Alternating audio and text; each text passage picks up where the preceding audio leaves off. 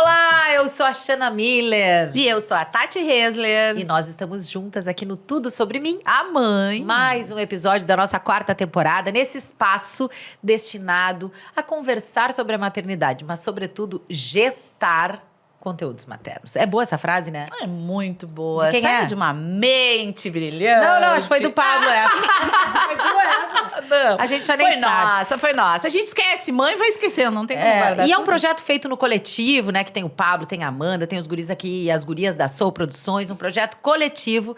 Como é coletiva a vida materna? Deveria ser, pelo menos, né? Esse é um dos objetivos desse espaço. A gente compartilhar, fazer uma grande rede de apoio pra gente discutir questões tão importantes para o mundo, né? Não é só para a maternidade, mas para a parentalidade de um modo geral, para as famílias. Por isso que a gente diz, esse não é um programa só para mães. Convido o marido, convido os avós, convido os tios para ouvirem, para prestarem atenção, porque na verdade eu acho que é até mais importante do que as mães, né? É a gente compartilhar os nossos sentimentos, as nossas dificuldades e alegrias, para que todo mundo compreenda um pouco mais sobre o maternar. Sempre com a parceria de quem, amiga, aqui? Colaborando conosco nesse projeto, já na 4ª temporada, o Assum Supermercados, com a Nestlé. Hoje tem sopão, hein? Tem. E o suco de uva Aliança. Nossos parceiraços. Obrigada por estarem conosco. Eu queria só fazer um relato Pode falar, que eu recebi vai de uma lá. das nossas convidadas sobre essa questão que tu falaste, Shanna. Foi muito bom meu marido ter ouvido o programa. É mesmo? Aham. Olha só que legal. Isso melhorou demais a nossa relação, porque ele conseguiu entender questões que eu, assim, na conversa íntima, não conseguia expressar. Então, tá servindo. Sabe o que eu faço lá em casa? Eu mando no direct do Insta. As coisas que eu ouço, os vídeos. Inclusive, da convidada de hoje, já mandei uns vídeos pra ele lá. Né? Pra compreender mesmo, pra compartilhar as nossas sensações, que às vezes, até na correria do dia a dia, a gente não tem aquele tempo de sentar, conversar, enfim, né? Então, fica a dica pra vocês compartilharem, seja os nossos cortes, o nosso Instagram, que sempre tem conteúdos exclusivos por lá, que a Tati gerencia muito bem. Ai, querida, obrigada. Tudo sobre minha mãe, é um projeto conjunto e colaborativo lá também, viu? É isso mesmo. Mas vamos com mais uma convidada? Hoje, olha, hoje o Vamos. assunto é um assunto bem importante quando a gente fala em maternidade, tanto para as mães quanto para os pais compreenderem também esse processo que a gente passa ali, que é difícil, mas é lindo, é maravilhoso. Às vezes, eu estava comentando aqui antes de começar a nossa conversa, que para mim foi um desafio dar fim a esse processo. Aí é um processo muito individual, né? Assim como tem mães que têm dificuldades, outras não têm tanta dificuldade. Cada filho é diferente do outro, mas é um momento essencial, um momento de conexão. A gente fala aqui, né, sobre conexão com os filhos. Tá aí um momento que é muito importante. E essa mãe de hoje, ela transformou um perrengue da maternidade, que é esse, num propósito de vida. É verdade. Quando ela passou por essa fase com o filho Henrique, que hoje tem 14 anos, ela teve muitas dificuldades. E aí, com a segunda filha, a Júlia, de 9, ela pensou: vou fazer dessa dificuldade algo bom para todas as mães do mundo. É isso mesmo. De quebra, ela foi ajudando mães pelo mundo afora. É consultora internacional de amamentação. Seja muito bem-vinda. Cris Machado tá aqui com a gente. Do Plantão Materno. A criadora desse baita projeto que a gente já seguia e que tem a alegria de que ela seja gaúcha, que ela esteja aqui com a gente, possa estar presencialmente no nosso Tudo Sobre Mim. A mãe, prazer te receber. Ai, gurias, muito prazer. Tô muito feliz e emocionada de estar aqui com vocês. Ai, coisa boa. A gente já começa assim, dando um susto nas mães que vêm aqui. Mordeu a língua com o quê na maternidade? Com roupa. Disse que minha filha não ia andar toda de rosa, laçarote, que não ia usar maquiagem. Tô aqui pagando língua porque hoje escutei: mãe, eu gostaria de ganhar um delineador líquido. Gente, onde é que foi que eu errei? É a segunda mãe que fala do rosa aqui. Larguei. E da maquiagem. E roupa em geral. Eu não consegui nunca fazer com que eles andassem arrumadinhos, usassem sapatos. O Henrique, se tá dentro de casa, ele não usa sapato, não usa meia até hoje. A Júlia nasceu uma perua, não sei da onde veio isso. Então, essa foi a minha pagada de língua total. Vou criar meus filhos sem moda, sem não sei o quê. E paguei o pato. É, acontece. Eu tenho pagado também o meu pato. A minha ia ser hippie, no caso, é bem peru, adora um brilho cor-de-rosa. Esses dias levei no salão e digo: escolhe um esmalte, o rosa neon. Ela escolheu. Ai, eu vi, coisa mais linda. É isso. Aí, né, a gente morde a língua entendendo que os filhos já nascem com a sua personalidade, que eles são seres diferentes da gente. E que nós todas somos muito diferentes quando falamos em amamentação, que é o nosso tema principal de hoje. Claro que é conhecer um pouco mais da maternidade da Cris, mas compreender também como é que ela chegou nesse processo de ajudar tantas mães, né, Cris, a partir das tuas vivências. A gente, nessas temporadas todas do TSM, como a gente chama, nós percebemos muitas vezes essas mudanças de propósito e de carreira na vida das mães em função da maternidade. Seja por buscar prioridades, seja por desafios que encontraram justamente, que entenderam que era preciso fazer algo nesse sentido, né? Enfim, é muito amplo esse espectro de mudanças que acontecem nas vidas maternas. Como é que foi contigo? O aleitamento foi uma dificuldade? Foi. Eu quero contextualizar que eu sempre quis ser professora. Devia ser muito chato ser minha amiga quando eu era criança, porque eu socava numa salinha com um quadro negro e fazia a galera copiar, fazia meus irmãos terem caderno de caligrafia. E aquele caderno da professora que era todo decorado, assim. Total! E tinha ficha espelho. Claro. Nossa, fazia horrores. Eu sempre quis ser professora. Só que eu não queria ser professora de criança, eu queria ser professora universitária. Então, quando eu entrei na faculdade de biologia, eu já estava decidida a fazer mestrado, doutorado e entrar para lecionar no ensino superior. E assim começou a minha carreira profissional e a minha carreira amorosa e de maternidade, né? Eu conheci o pai do meu filho dentro do ambiente acadêmico, casamos, tive o Henrique. Eu já era doutora em paleontologia. Especialista em dinossauros. Dinossauros, gente, é assim que diz mesmo? Especialista em dinossauros? É que dentro da paleonto a gente tem várias áreas, né? Mas o que a galera mais acha divertido e que rende assuntos de boteco, afinal eu sou uma mãe solo, né, gente? São os dinossauros. E aí, só um parênteses para puxar a brasa aqui para o Rio Grande do Sul. Nós somos o berço dos dinossauros do mundo. Os dinossauros mais antigos do mundo aparecem em rochas ali da região de Santa Maria, da Terra da Xana. Não é que a gente é bairrista, entendeu? A gente sabe que é aqui mesmo que nasceu a coisa toda. É aqui a doutora que tá falando. Não é nossa. Pois é. E aí, enfim, estava lecionando, estava no meio que eu queria. Engravidei do Henrique, uma gestação planejada. Eu foquei... Quantos anos tu tinha? Eu tinha 31 quando ele nasceu. Eu tinha 2 metas na minha vida. Ser doutora e ter um filho até os 30 anos. Me doutorei com 30 e engravidei com 30. Ele acabou nascendo, eu tinha 31. E eu fiquei muito focada no parto. Não sei se com vocês, gurias, foi essa ideia, mas para mim eu fiquei muito focada. Eu queria muito um parto normal e eu só pensava no parto. Em nenhum momento passou pela minha cabeça o que acontecia depois. Né? Porque ali o parto são algumas horas. Seja um parto normal, seja uma cesárea, ele tem um tempo para acabar. E a amamentação, ela são horas por dia, por muitos dias, por muitos meses, por muitos anos. E eu não estava nem um pouco preparada para isso. Então, eu tive muita dificuldade, muita dor. O meu seio rachou de um jeito de perder metade do bico, do sangrar. O guri chorava de fome e eu sentada no chão da sala, chorando de dor, pensando, eu tenho tanto leite, por que essa criança não engorda? Meu leite é fraco. E aí, os profissionais que eu busquei na época me disseram coisas desse tipo.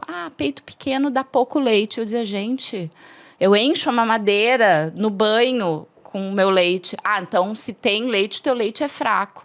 E eu não tinha um conhecimento para conseguir contestar isso. E algumas crendices também que vão vindo até de tradição, né? Que a gente escuta os antigos falarem e tal. Tu era uma bebê super gordinha, eu te tirei do peito e tu tomou mamadeira e tu tá aí, linda, tomava forte, leite de vaca. Tomava leite de vaca diluído, tá tudo bem. Pra que essa noia de amamentar e tal? Que efetivamente, só um parênteses, a gente não precisa ter a noia de amamentar, né? Acontecem casos em que não é possível mesmo. Mas a gente entende que o processo do tentar, do buscar e do entender o seu próprio corpo, ele é super relevante, né? Super, até porque a maioria das vezes onde a história não acontece, muitas vezes não é porque a pessoa tem uma dificuldade real, concreta. Existem situações concretas onde vai haver uma baixa produção de leite. Mas não é metade da população brasileira, né? Os últimos dados que a gente tem é que só 45% das mulheres conseguem chegar nos 6 6 meses de aleitamento. Então, quer dizer que 55% das mulheres são, entre aspas, defeituosas, que não conseguem produzir leite? Não, tem alguma coisa errada, né? Mas é isso, sempre que alguma coisa está saindo do lugar comum, tá saindo do normal, tá ficando muito difícil, nunca a solução era um apoio ao aleitamento. Vamos dar uma mamadeira, vamos dar uma fórmula. E aos trancos e barrancos, com muita dor, com dificuldade de ganho de peso, um bebê super estressado, magro, só chorava, enfim, eu comecei a suplementar meu filho e consegui levar o aleitamento até o 8º mês de vida dele. Com o suplemento e o leite materno. Peito e mamadeira, Certo. e mamadeira. Mas isso nunca ficou apaziguado dentro de mim. Nunca foi uma história bem resolvida. Quando eu estava casada com o pai dele, a gente tinha muito claro que teríamos só este filho. O pai dele já tinha tido um casamento, tinha um filho. Eu só tinha um, achava que um me bastava. Chegou uma época que eu comecei, eu quero o segundo. E ele, eu te falei que não vai rolar. E, enfim, acabamos nos separando. E eu tive a segunda. Entrei num relacionamento, acabei engravidando. E quando eu me vi grávida, eu disse, bom, eu já tive a experiência do parto. Agora, eu preciso ressignificar essa história da amamentação. E comecei a estudar por conta.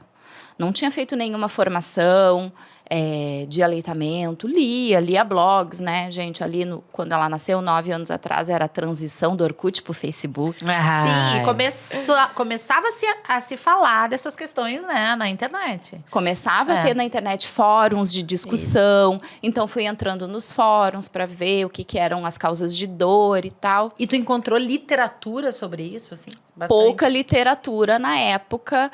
Literatura focada em mães, quase não tinha.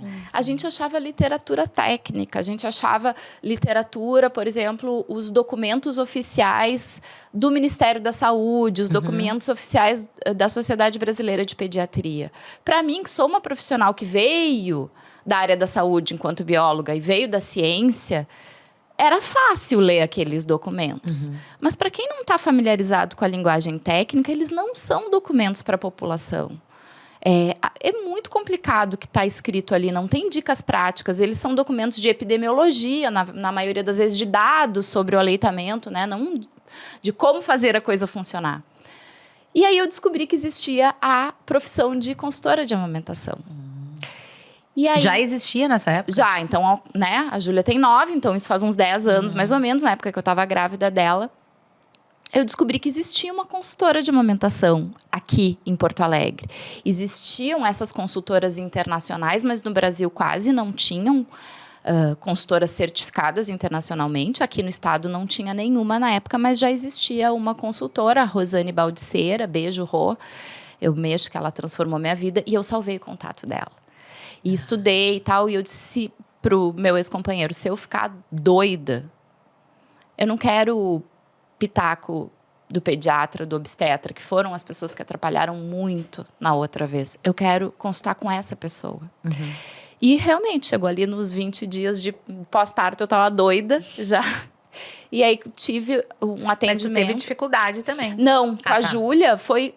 Eu já sabia como posicionar, eu já tinha lido sobre língua presa, a famosa anquiloglossia, mas eu não era especialista no assunto. Eu acho importante falar isso, porque remete à história do meu filho, a Mercedes tinha, né?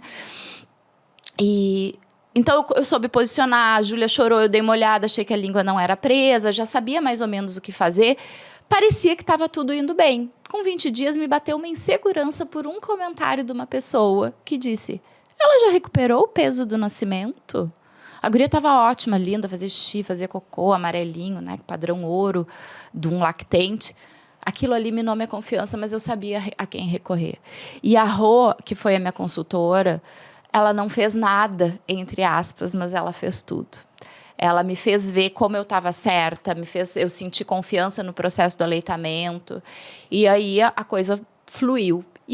Aquilo mudou tanto a minha vida, aquele atendimento pontual mudou tanto a minha vida, que quando eu voltei da licença maternidade, então eu dava aula na universidade, dava aula para engenheiros, é uma área muito dura, né? Eram só homens, basicamente. Na minha turma, às vezes, de 40 alunos, 3, 4 gurias.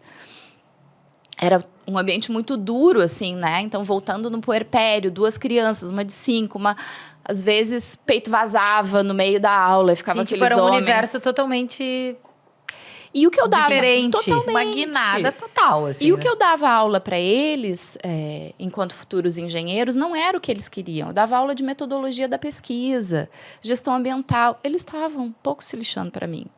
E eu queria muito fazer a diferença na vida das pessoas agora. Não que os meus artigos de paleontologia, que eu tenho o maior orgulho de ter escrito, mas assim, Tati, o que faz diferença na tua vida? Xana, pô, legal saber que os dinossauros mais antigos são de lá, mas na tua vida prática... É a base da ciência. É óbvio que conhecer o que aconteceu no passado geológico é importante para a gente estudar clima, mudança ambiental. Mas não faz diferença agora, hoje. Sim. E para a maior parte da população, né? Algo de não uma vai amplitude tão grande. Exato. E aí, quando eu tive aquele atendimento e a Rô mudou a minha vida em 1 hora e pouco, eu pensei, cara, eu quero isso. E aí, quando eu voltei da licença maternidade, totalmente embebida ali, né, no processo do aleitamento, para uma área muito dura, eu comecei, eu não quero estar aqui, eu não quero estar aqui. Tudo que eu quis a vida toda, eu não queria mais. Muito, muito recorrente, né? Na verdade, acho que todas, inclusive, incluindo nós mesmos, né? Que quando tiveram os filhos, fizeram esse check-up interno, assim, sobre o que eu quero, quais as minhas intenções, né? E aí, como eu falei, daqui a pouco uma guinada total, né? Porque a ciência, ela tem esses 2 aspectos, né? E acho que é importante colocar, tu queria fazer impacto na vida das pessoas agora. Então, né, existem pesquisadores para algo bem pontual e existem pesquisadores que vão deixando legados para que em algum momento lá na frente se conquiste, né, algo bem relevante para a humanidade. Mas essa parte do aleitamento, como tu disseste, que é uma coisa que é individual, mas ela tem algumas técnicas, enfim, não sei se é assim que a gente chama, né? Ou alguns processos. Eu acho que a grande questão do aleitamento, assim como do parto, que a gente já falou aqui, é desconhecimento, né? Falta de informação. Algo como a gente compreende. Não. Tu é mãe, tu vai saber na hora que for. Não é? Quantas vezes a gente ouve isso? Tu vai sentir, tu vai saber conduzir. E muitas vezes, ou na maior parte das vezes, a gente não se prepara para essas questões que são desafiadoras, né? Como a gente já falou aqui sobre educação, sobre outras questões que vão surgindo no decorrer do amadurecimento das crianças.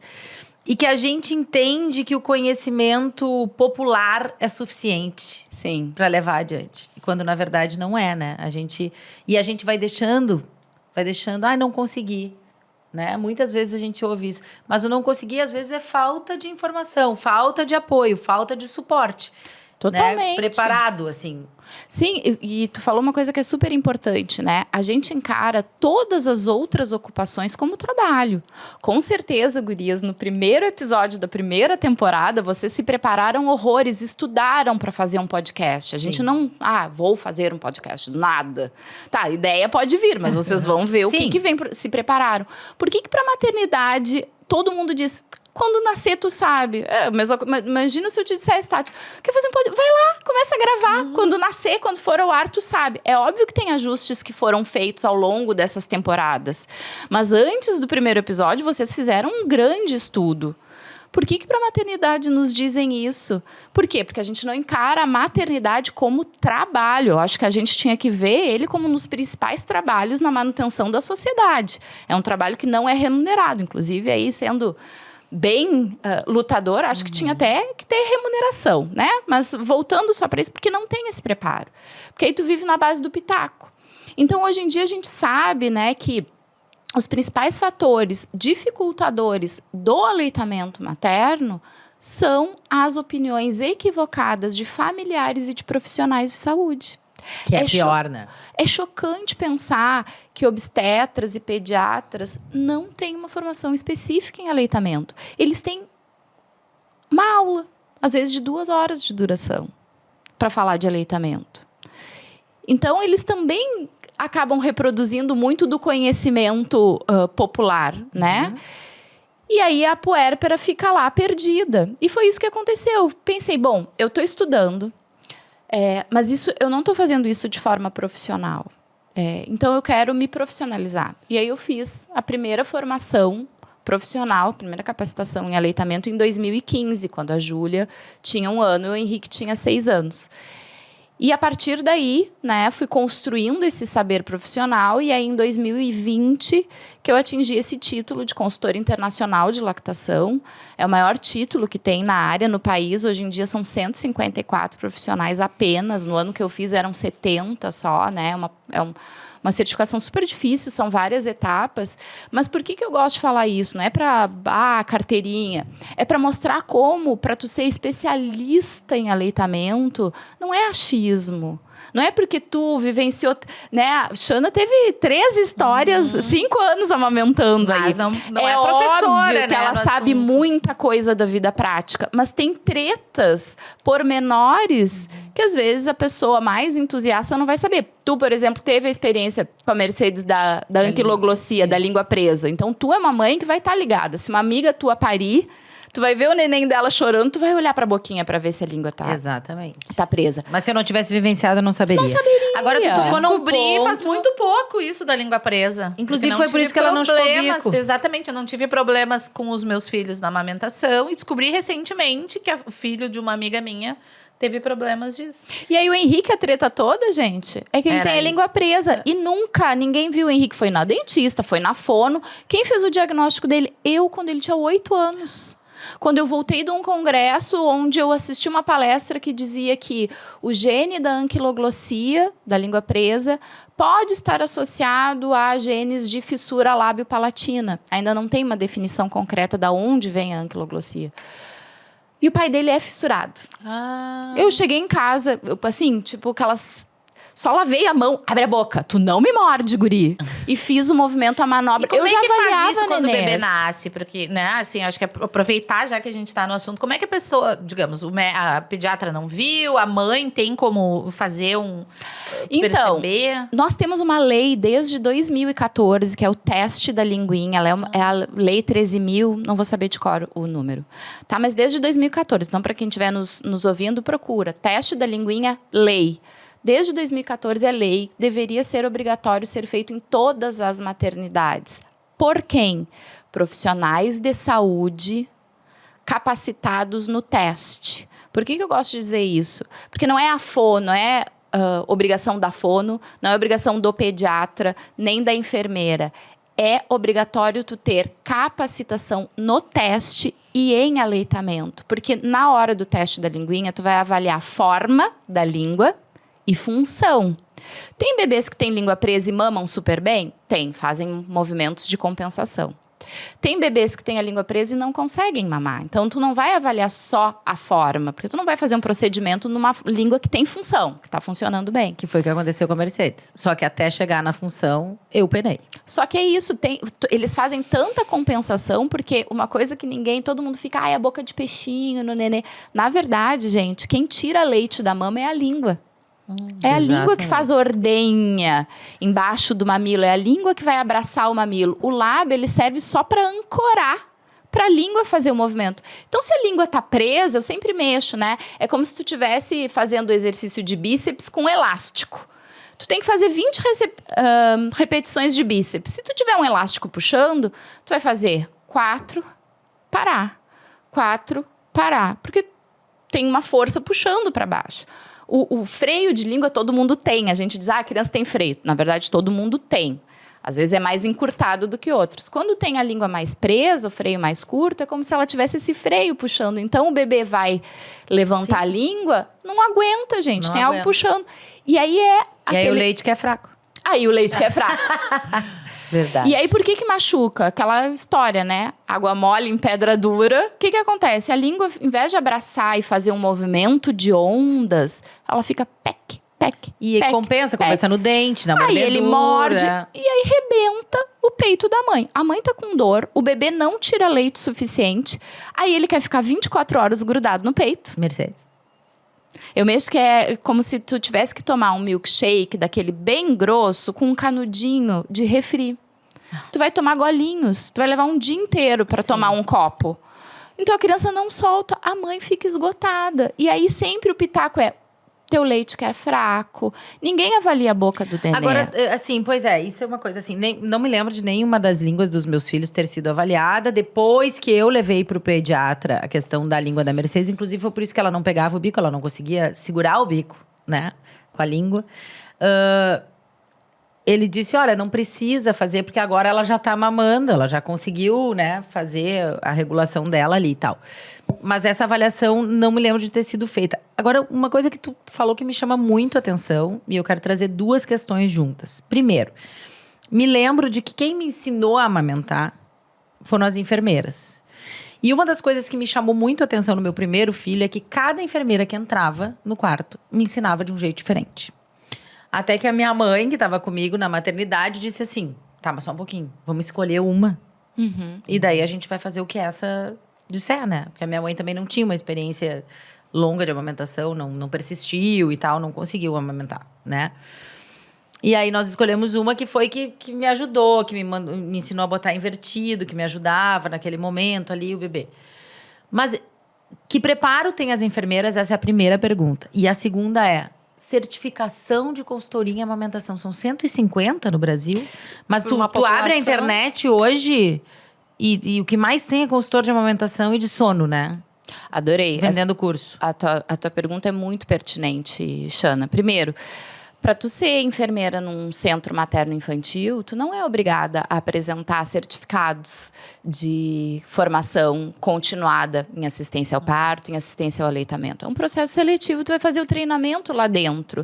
Nem os hospitais têm um treinamento interno para profissional que entra. Então, a pessoa fez faculdade na universidade A, a outra fez na B e viu coisas diferentes, ela não tem uma unificação. E aí deixa as mães doidas, porque a cada 6 horas troca o plantão, a cada 6 horas troca a orientação.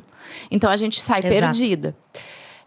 Então, acho que falta isso, né? Eu acho que quem tá nos ouvindo e é gestor, por exemplo, de unidade de alojamento conjunto de hospital, tem que garantir às suas funcionárias um treinamento contínuo em aleitamento. Por quê? Porque as mães saem falando mal da estrutura. Gente, vocês estão perdendo dinheiro. As mães saem falando mal. Estamos falando de hospitais particulares, né? Sem falar nas questões dos Mas tu sabe públicos. Que no SUS, no hospital público, costuma ser melhor o atendimento ao aleitamento, porque é obrigatório fazer a formação continuada em aleitamento do Ministério da Saúde. Uma bela informação. A estratégia Alimenta, Amamenta Brasil, tá? Qualquer um pode acessar no portal do Ministério da Saúde, qualquer pessoa pode fazer essa formação. Mas os profissionais que atuam nos centros obstétricos e materno-infantis do SUS, eles são obrigados a fazer como carga horária complementar. Então, minimamente, o discurso delas vai estar unificado. Então, uma dica para quem está ouvindo, independente de ser Porto Alegre ou não, procura se na tua cidade tem um banco de leite. As pessoas não sabem que o banco de leite, acham que é só para doar leite, quem puder doar, doe. Mas se está com dificuldade para amamentar, o banco de leite tem atendimento gratuito em aleitamento, com profissionais que têm uma formação. E aí, trazendo para a tua pergunta, né, que realmente tu abre a internet e vai ter um monte de formação, um monte de consultora de amamentação, de sono. Nós não temos legislação no Brasil que diga quem é consultora de amamentação. Por isso que eu acho tão importante as colegas que estiverem escutando irem atrás dessa certificação internacional, porque é a única forma que eu tenho de comprovar de que eu tenho uma formação com um mínimo de horas teóricas e práticas, prova, tipo uma prova de proficiência em aleitamento. Porque senão tu, Xana, pode dizer, a partir de agora eu sou Xana, consultora de amamentação. Pois o que transforma uma pessoa numa consultora de amamentação, todo, né? E eu acho que a gente vive um tempo hoje mesmo, agora entrando numa pauta um pouco mais ampla, de que essa coisa da internet virou terra de todo mundo e terra de ninguém. E todo mundo se reinventa, às vezes profissionalmente, e acha que é capaz de, né? Eu já ouvi assim, primeiro tu vende o curso, depois tu prepara o curso, entendeu? Eu nunca consegui fazer isso, porque eu primeiro não sei nem o que é o curso que eu poderia dar para alguém, né? Então, mas hoje todo mundo tem um curso para oferecer, um coaching de alguma coisa, e muitas vezes a gente não tem essa garantia de uma formação ou de uma capacitação dessa pessoa para nos que ela tem algo para nos oferecer realmente de verdade, né? E Então- nas questões da saúde materna eu vejo muito isso. Muito. Alimentação, sono, aleitamento, muito mesmo. Tem muito mesmo. E o que a gente fez aqui no estado, que eu tenho maior orgulho, né, de termos sido pioneiras e somos as únicas. Existe uma associação gaúcha de consultoras em aleitamento materno, a HCAM, que eu fundei em 2019, estou entregando a presidência agora. Aliás, acabei de entregar, né, ainda não tirei o meu jaleco, sou muito apegada. Mas a HCAM foi fundada justamente para a gente dar um caráter profissionalizante. Por quê? Para tu ser uma consultora associada à HCAM, essa profissional ela tem que comprovar, no mínimo, 60 horas de curso, de formação. Por que 60 horas? Porque é uma disciplina de, no mínimo, 5 créditos da universidade. Um exemplo básico, eu como bióloga, tenho várias disciplinas. Eu posso, porque fiz a disciplina de anatomia de vertebrados, dizer que eu sou especialista em anatomia de vertebrados, porque eu tenho essa carga horária, né? Então, a gente pensou o seguinte, para a pessoa ser consultora, ela tem que ter, no mínimo, uma carga horária dos maiores créditos universitários, que é o que ela poderia dizer que ela é especialista. Horas de atendimento, de cursos, enfim, que sejam... Geralmente, os maiores cursos, eles são ministrados por profissionais que são certificados internacionalmente, né? Para quê? Para garantir às puérperas um controle de qualidade e para elas terem uma ouvidoria. Porque se tu contrata alguém que tu não sabe de onde veio, para onde tu vai te queixar? Para quem tu vai te queixar? E eu levo o aleitamento muito a sério, porque é a vida de um bebê que está em jogo. Existem bebês que, se estão com a técnica incorreta de amamentação, seja porque tem língua presa e não extrai o suficiente, seja porque é uma mãe que está com dificuldade real de baixa produção, esse bebê desnutre. E um bebê de dias desnutrir e voltar para o hospital, gente, é um risco de vida. Parece que o aleitamento materno, ele não é algo importante no processo hospitalar, né? Vamos dizer, de qualquer parto que seja, no parto normal ou parto da cesariana, nenhum momento, né? Não me parece que o aleitamento materno seja uma preocupação, assim, que demande pessoas especialistas naquele momento. Há poucos dias eu estava vendo, por exemplo, já falei várias vezes aqui, tem um dos meus filhos que é autista, e eu estava vendo algumas coisas sobre a osteopatia. E é uma osteopata que justamente é pediátrica, e ela falando da importância, às vezes, da osteopata no parto. Porque muitas vezes a posição de um bebê dentro da barriga da mãe causa questões naquela criança quando nasce, às vezes de um torcicolo, de uma dificuldade de mamar. E a osteopata, naquele momento ali, pode ajudar aquele bebê a descompensar essas questões, né? Mas quando é que tu viu falar num osteopata numa equipe de um parto, né? Não tem. Às vezes, o meu trabalho como consultora é encaminhar para osteopata. Por exemplo, a mãe está com uma produção ótima, a criança não tem nenhuma dificuldade mecânica para mamar, não tem uma língua... Mas ele não abre a boca, de jeito nenhum. Tu tenta abrir a boca da criança, a criança trava, morde. Como é que foi o teu parto? Independente da via de parto, seja cesárea, seja parto normal, tem posições onde o bebê tá, não precisa nem ser tão grave quanto um torcicolo, gente. Às vezes a criança ficou tensa, como se ele tivesse feito um monte de exercício. Se tu tá com o ombro tenso, nem vontade de comer tu vai ter, se tu tá toda dura, toda travada. Às vezes meu trabalho é esse. Tu tem leite, o bebê tem tudo perfeito, o equipamento tá ótimo. Por que não tá encaixando? Não abre a boca. Ou não vira a cabeça para um lado. Ele só mama de um lado. Odeia o outro peito. Por quê? Porque ele não consegue virar a cabecinha. Então, às vezes, o meu trabalho é encaminhar pro osteopata. E aí, ela faz a mágica dela lá na fáscia e a criança... Libera. E aí mama enlouquecido. Demais. Tu entra em que momento? Porque a gente recebeu aqui a Débora Tessler e ela falou... Foca na amamentação, né? E é bem isso. Mas a consultoria, ela começa durante a gestação, ou é quando o bebê nasce, porque aí tem que avaliar também, ou é todo o processo? Como é que é? No mundo ideal seria desde a gestação, né? Eu gosto de sugerir que a gestante tenha uma consulta de pré-natal de amamentação, para a gente avaliar riscos. Existem situações de risco para a lactação. Diabetes gestacional pode atrasar, ter atraso na apojadura, que é a descida do leite. Quando eu falo fator de risco, gente, quem está escutando, pelo amor de Deus, está grávida, risco não é sentença. Ter diabetes não quer dizer que não vai amamentar, é fator de risco. Mas se ela sabe disso, é totalmente diferente do que tu ficar esperando o leite vir 2, 3, 4 dias e nada do leite, porque a gente tem manejos. Tu tem diabetes, tá grávida, eu já vou te dar dicas para o pós-parto imediato, para a gente não ter tanto atraso. Sim. Cirurgias mamárias, redução de mama é um dos grandes fatores de risco de lactação. Mas de fato, porque isso é um assunto que a gente ouve bastante, ou até mesmo as próteses de silicone. São. Hoje em dia a gente tem isso muito claro. Primeiro, redução de mama, tu vai tirar tecido glandular. E o principal problema da redução de mama até não é a retirada do tecido, porque os peitos, eles dão um jeito de compensar. Tem gente que amamenta monoteta, né? Como já diziam os mamonas. Só num peito. Então, se um peito dá jeito de compensar, a redução não é o grande problema. O problema é que nas cirurgias de redução, para readequar a areola, tu corta toda a areola, gente. Tu desgruda ela da pele. E o que transfere o leite das glândulas para a boca do bebê são os ductos. Os ductos lactíferos, eles são tão fininhos. E às vezes o médico não consegue juntar fiozinho de cabelo com fiozinho de cabelo. E aí a mãe tem produção e não tem escoamento do leite. E aí faz o quê, gente? E aí é uma treta, porque muitas vezes tu tem que manejar, porque às vezes tem um monte de leite, não sai, pode virar uma mastite. Ou a gente às vezes vai ordenhando e aumentando a velocidade do fluxo através de uma sondinha para o bebê mamar no seio, com o suporte ou de fórmula ou do próprio leite da mãe ordenhado, porque o bebê responde a fluxo. É aquela história do milkshake com o canudinho de refri.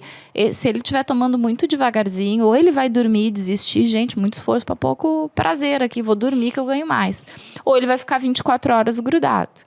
Então, é um fator de risco, sim, da lactação. As próteses de silicone, vai depender de onde colocou. Colocou pela axila, colocou por baixo da mama, geralmente não dá treta.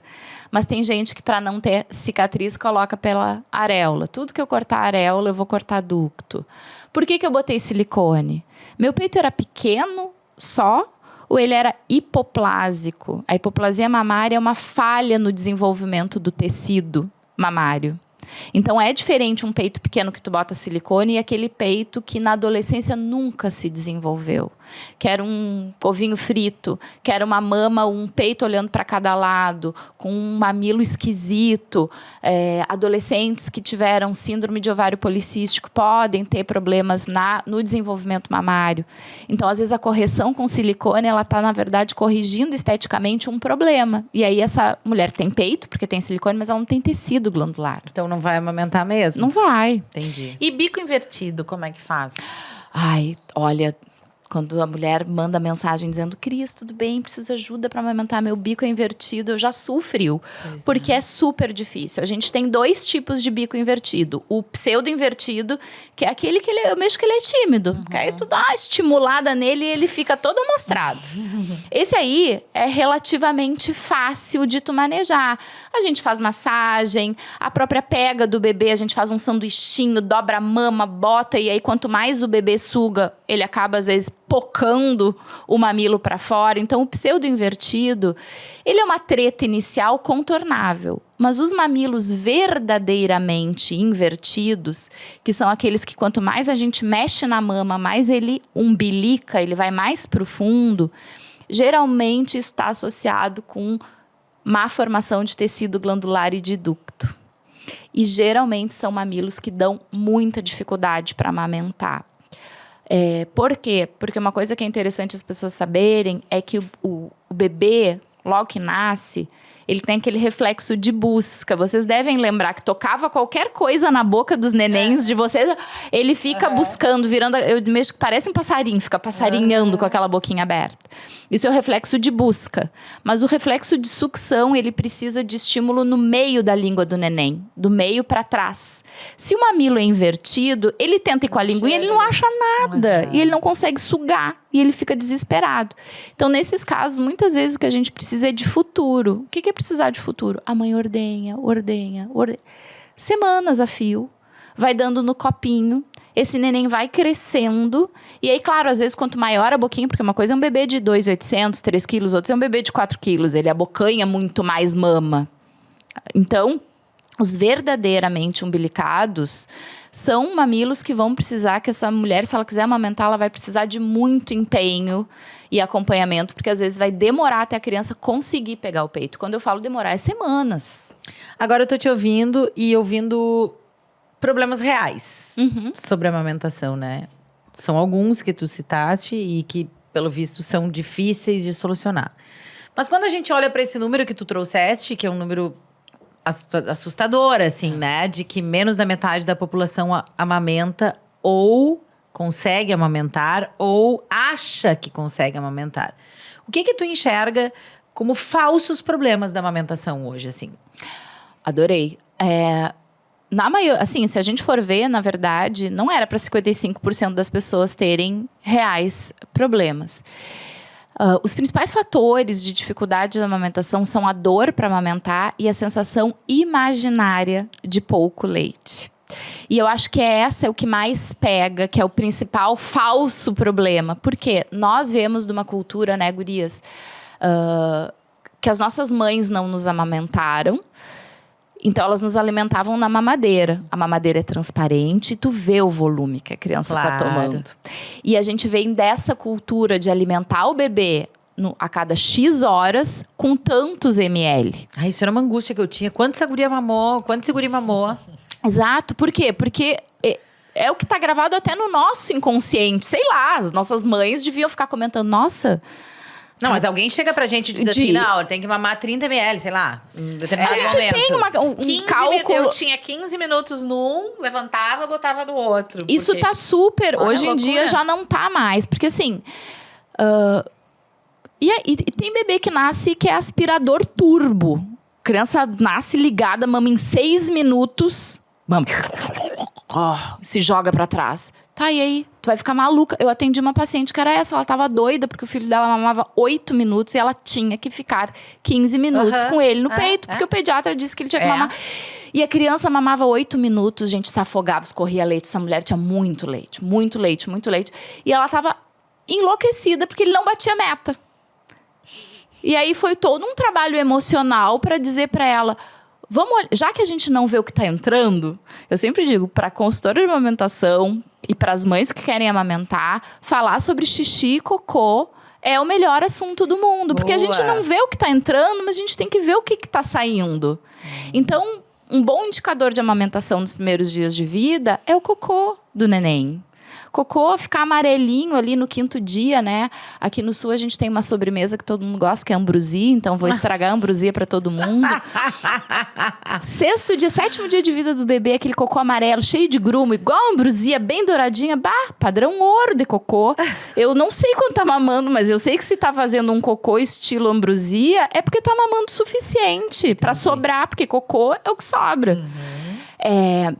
E aí, o que eu fiz com essa mãe? Era todo um trabalho muito mais afetivo e de aconselhamento para ela ver o bebê dela feliz e satisfeito com 8 minutos. Mas e os bebês pequenininhos, gente? O bebê que nasce com 2,5 kg, ele não vai mamar 15 minutos, ele vai precisar 40 para se satisfazer.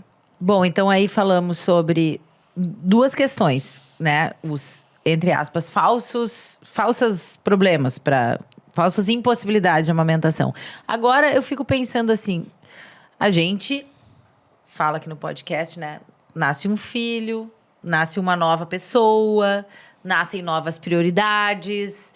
Talvez, às vezes, a gente não esteja preparada para isso, né? Já falamos sobre o parto, por exemplo. Assim, uma mãe tem que se preparar para o parto, né? Não é, eu quero ter um parto natural e não se preparar para o que vai passar. Tudo precisa de uma preparação. Tu acredita que essa falta de preparação para o aleitamento seja também responsável por até um comportamento egoísta, eu diria assim, da mãe de... É mais fácil dizer que eu não consegui? Uma pergunta bem polêmica que eu tô fazendo, mas me veio esse questionamento, assim. Desistir é mais fácil, até porque já socialmente é uma coisa aceita, né? Não consegui amamentar. Mas Claro. o quanto se persistiu, o quanto se buscou essa ajuda? Justamente pelo tempo, né, de dedicação, de que fica quase que exclusiva, né, o contato com a criança. quando Exatamente. É não um tem como momento de muita delegar, né? abdicação, Não tem né? como delegar Não. nesses 6 primeiros meses. Se tu decide uma livre demanda e fazer a amamentação, né? Bebês mamam de 3 em 3, uma em uma, É. 4 em 4, e aí vai. Isso é, então, é mais fácil, né? Estatisticamente, é mais fácil tu não amamentar do que tu amamentar. Então, tem um acolhimento, assim, se a pessoa não conseguiu, vou colocar entre aspas esse não conseguiu porque não teve apoio, porque não quis, enfim. Do que quando tu banca essa escolha, porque ninguém te fala. O que a Tati estava falando, o que é a tal da livre demanda, gente? Não é amamentar a cada 3 horas. Tem bebê que tem épocas que ele faz intervalo. Ai, abençoadinho. E tem épocas que ele está no modo telecena. As ouvintes antigas vão lembrar, né? A voz do Lombardi, de hora em hora. Os meus eram assim. Telecena, gente. Mesmo que de hora em hora a criança está querendo mamar. E isso limita um monte de coisa. Então, para amamentar, não basta o desejo da mãe amamentar. Ela vai precisar do pai. Por isso que o pai é importante. Rede de apoio, né? Por quê? Mas ele me ajuda. Não, cara, pro teu filho mamar. E aí eu gosto de mexer quando os pais estão juntos na consulta pré-natal. Vamos falar de dinheiro? Que vocês gostam de falar de dinheiro. Quanto custa lata de leite? Quanto sai por mês? Vamos traduzir isso em cerveja, em churrasco. Vamos fazer uma linguagem, né? O que tu gosta de fazer? Pergunta o pai. Tanto. Então, isso daí paga a mensalidade do teu beach tênis e mais não sei quanto, se tu poupar em leite. Mas não é só amamentar. O teu filho vai diminuir o risco de doenças, tu vai voltar menos ao trabalho, vai gastar menos com pediatra, com remédio, etc. Mas, sobretudo, é entender que para a pessoa poder sentar a bunda num sofá e amamentar telecena, o resto da casa tem que funcionar. E aí, não adianta tu ficar do lado dizendo, mas o que eu tenho que comprar no supermercado? Pelo amor de Deus, homem, tu é um adulto funcional. Adorei. Não, e tem essa parceria também, né? Por exemplo, eu me lembro muito da madrugada. Vou agradecer aqui o Juliano. Raramente eu elogio, mas vou elogiar hoje. Ele não tem assistido muito o podcast, tô brincando. Porque, Presente assim, de aniversário. a Mercedes, ela... Que é a memória mais recente, né? Claro. Todos mamavam muito de madrugada, assim. E ele buscava e trazia. E eu acho que isso também já é, né? Porque imagina, eu tinha feito cesariana, tinha uma cirurgia. Então, assim, imagina me levantar toda vez e pegar. E a gente tenta aquela coisa de botar na cama dela. Então, ele fazia todo esse processo da madrugada. E faz até hoje, né? Do mamar dela. Que ela não mama mais no peito, mas toma mamadeira eventualmente de madrugada. De buscar e trazer, né? Porque qualquer mínima contribuição nessa época... Porque a gente tem uma exaustão física e emocional. A água que tu quer tomar, né? a Lembrar de fome que deixar dá. ali, assim. Aliás, isso é outro mito que eu quero acabar aqui. Amamentar emagrece. Não sei aonde, gente. Porque eu tinha uma fome. Foi quando eu mais engordei na minha vida. Foi esses 5 anos de amamentação e grávida, né? 5 anos, ou grávida, ou amamentando. Eu servia 2 vezes o meu prato, assim. Eu sentia muita fome. Eu descobri que eu nunca tinha sentido fome. Dá fome. É que quando aí tu gasta bastante também. Mas E eu aí, não se sei. tu quando parar de amamentar, olha só, e continuar comendo naquela daquele proporção, não emagrece nunca mais. Eu. Aí eu faço, né? Eu gosto também de fazer um disclaimer do pai da Lemoa. Que na madrugada, às 5 da manhã, tinha um programa no E! Entertainment sobre vida dos famosos. E às 5 da manhã era sempre uma mamada que a Júlia fazia e a gente ia pra sala e ele ia junto. E nunca vou esquecer, uma vez nós estávamos vendo da Drew Barrymore. E a Júlia já tinha terminado de mamar. E eu disse, ela terminou, vamos deitar. E ele dizia, não, abraçado em mim, vamos seguir vendo.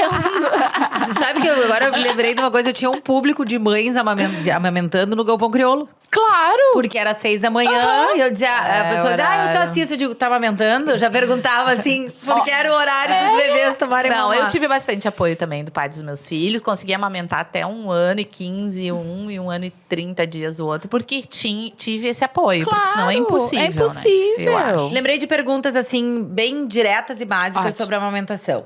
Que tá aqui. Bucha vegetal.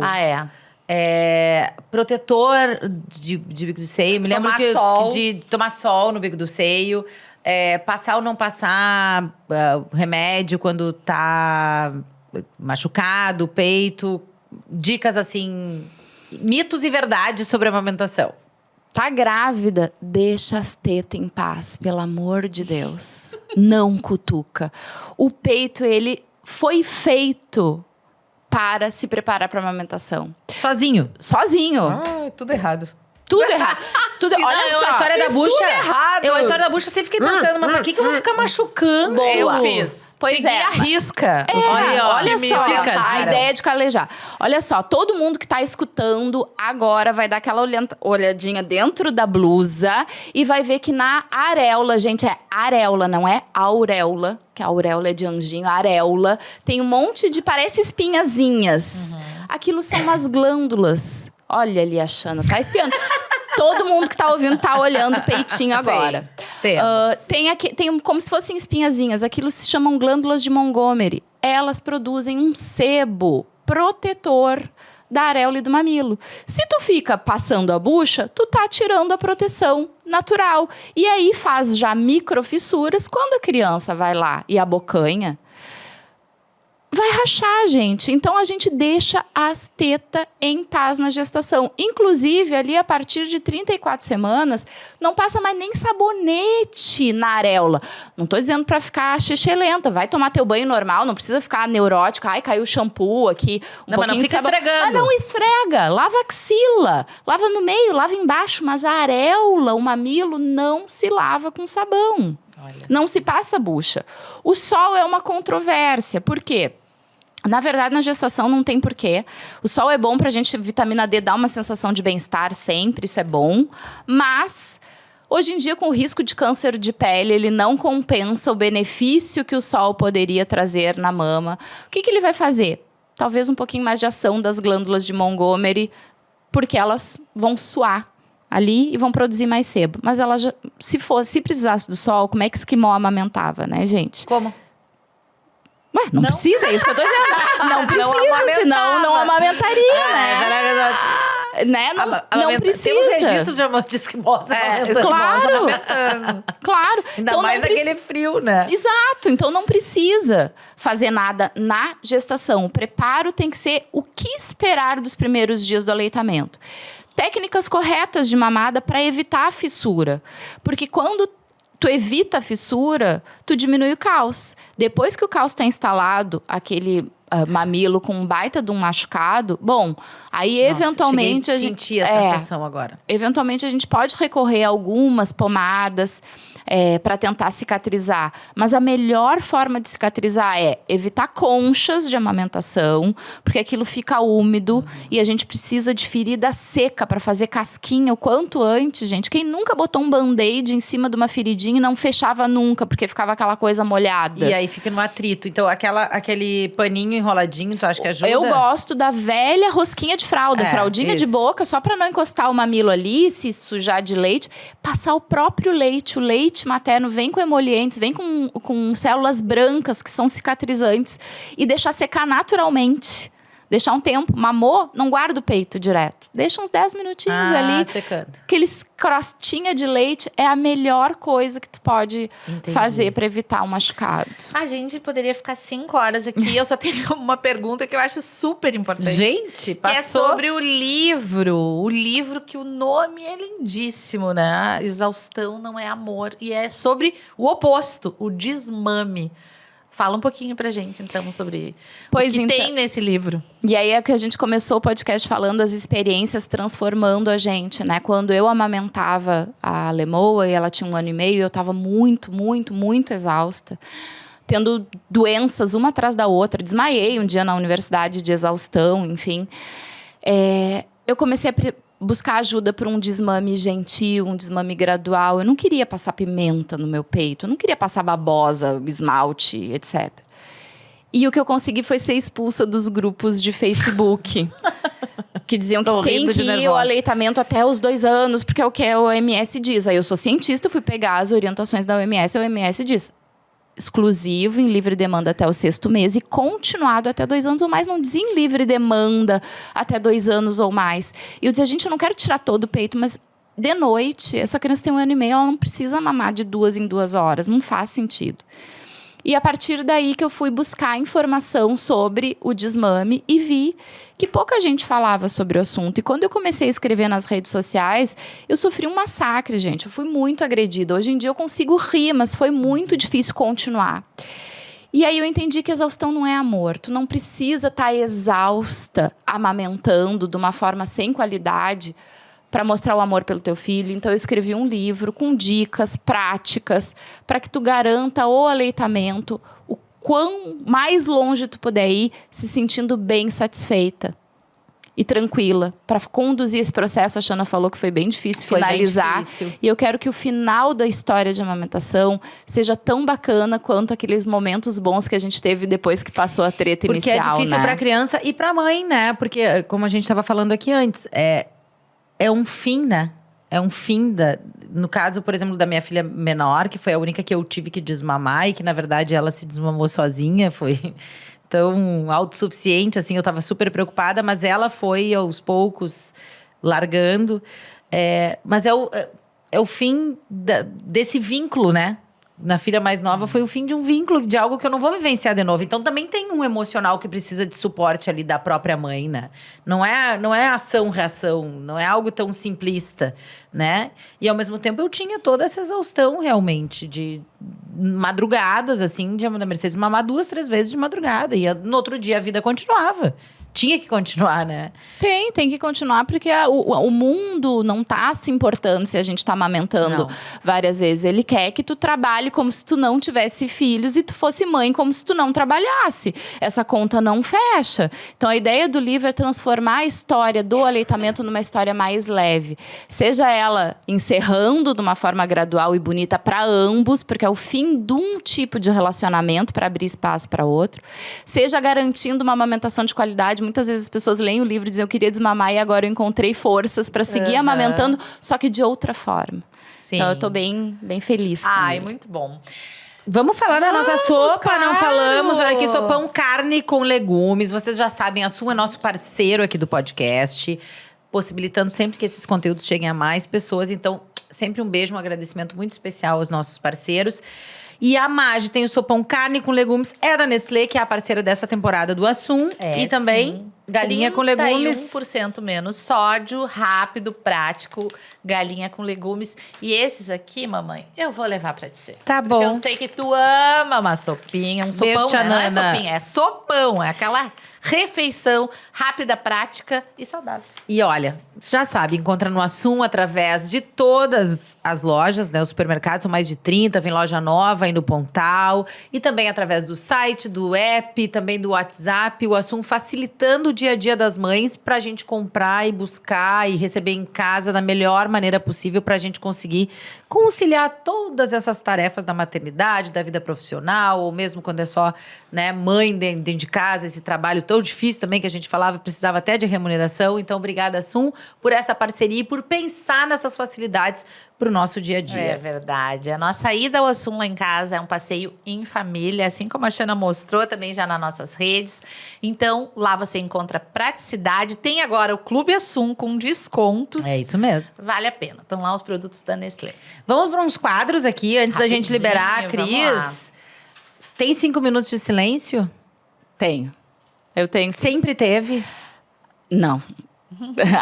Agora que os filhos estão crescidos, E né? naquela época, assim, deles menores, tu conseguia algum momento pra ti? O que tu fazia pra tentar?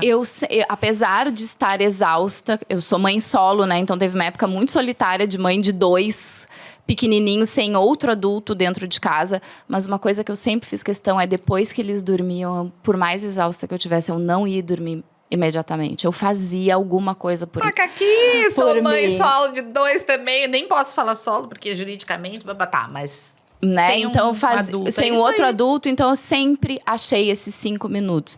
Fosse para tomar um banho à luz de velas, uma taça de vinho, assistir meio seriado na Netflix, ler 2 páginas e não lembrar de nada, mas eu me obrigava a ter aqueles momentos para não esquecer da Cris mulher para além da Cris mãe, né? Perfeito.